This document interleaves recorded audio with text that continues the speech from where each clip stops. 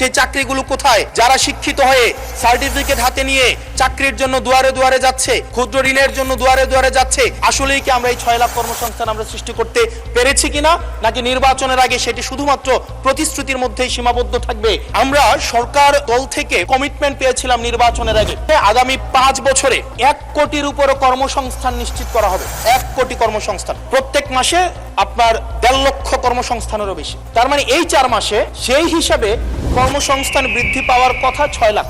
এই 4 মাস আপনাদের কাছে প্রশ্ন, মাননীয় অর্থমন্ত্রী, এই 4 মাসে কয়টি কর্মসংস্থান নিশ্চিত হয়েছে? আদৌ কি 6 লাখ কর্মসংস্থান নিশ্চিত হয়েছে? যদি হয়ে থাকে সেই কর্মসংস্থানগুলো কোথায়? সেই চাকরিগুলো কোথায়? যারা শিক্ষিত হয়ে সার্টিফিকেট হাতে নিয়ে চাকরির জন্য দুয়ারে দুয়ারে যাচ্ছে, ক্ষুদ্র ঋণের জন্য দুয়ারে দুয়ারে যাচ্ছে, আসলেই কি আমরা এই 6 লাখ কর্মসংস্থান আমরা সৃষ্টি করতে পেরেছি কিনা, নাকি নির্বাচনের আগে সেটি শুধুমাত্র প্রতিশ্রুতির মধ্যেই সীমাবদ্ধ থাকবে?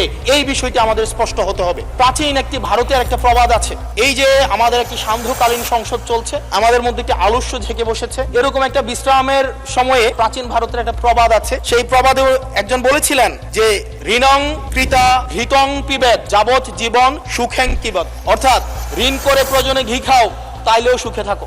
ঋণ করো, ঘি খাও, পরের ধরে পুদ্দারি করো, ঋণ করে ঘি খেয়ে জমিদারি করো, তাও ঋণ করো। আমার কাছে মনে হচ্ছে মাননীয় স্পিকার, এই প্রবাদটিকে সরকারি দলের কিছু সদস্য খুব সিরিয়াসলি নিয়েছেন, নিয়ে ঘি খাও তাও সুখে থাকো এটাকে ওনারা এভাবে নিয়েছেন, ঋণ করো, ঋণ খেলাপি হও, তাও নির্বাচন অংশগ্রহণ করো।